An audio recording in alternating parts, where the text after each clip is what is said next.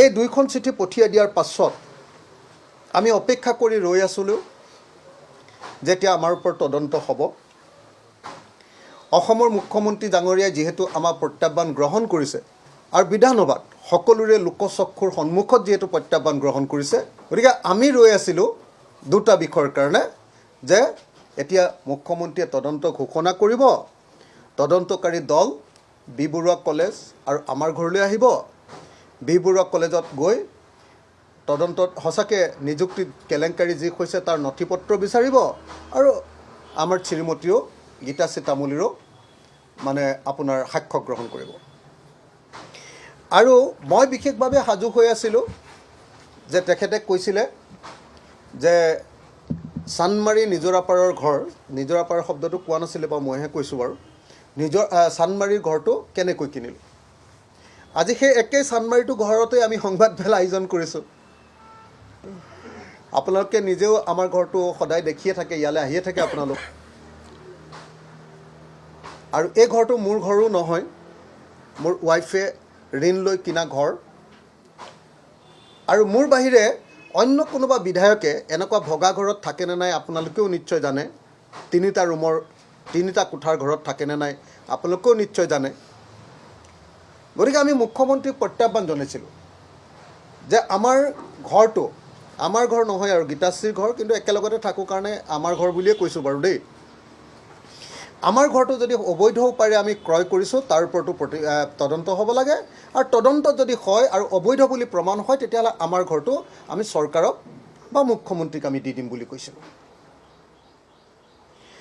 কিন্তু কালি 22 ফেব্ৰুৱাৰী, কালি অসমৰ মুখ্যমন্ত্ৰীয়ে সংবাদ মাধ্যমৰ আগত ঘোষণা দিলে যে আমাৰ এই দুইটা বিষয়ৰ ওপৰত তদন্ত আমি নিজে কৰিব লাগে।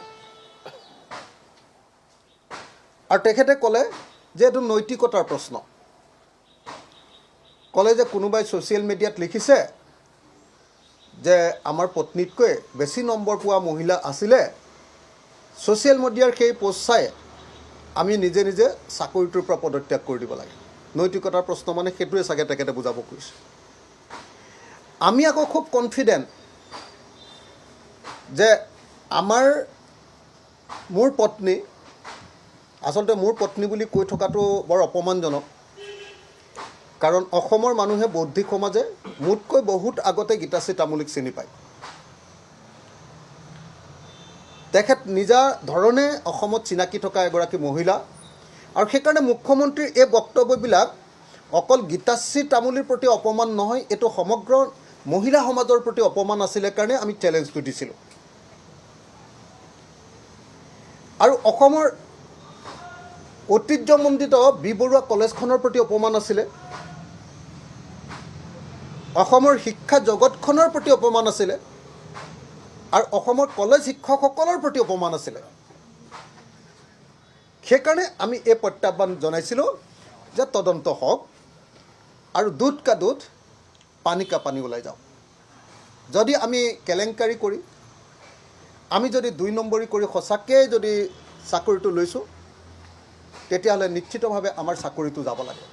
আমাৰ মানে মোৰ চাকৰি নহয়, গীতাশ্ৰী তামুলীৰ চাকৰিটো যাব লাগে, মোৰ ৱাইফৰ চাকৰিটো যাব লাগে। আৰু যোৱাই নহয়, মই ভাবিম যে যদি 2 নম্বৰী কৰি চাকৰিটো লৈছে তেতিয়াহ'লে গীতাশ্ৰী তামুলীও জেলত থাকিব লাগে।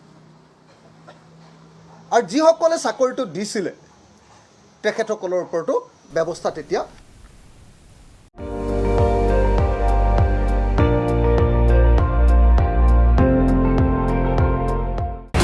আপুনি চাই আছে ND24, সৰ্বশ্ৰেষ্ঠ নহয়, সৰ্বোত্তমৰ দৌৰ।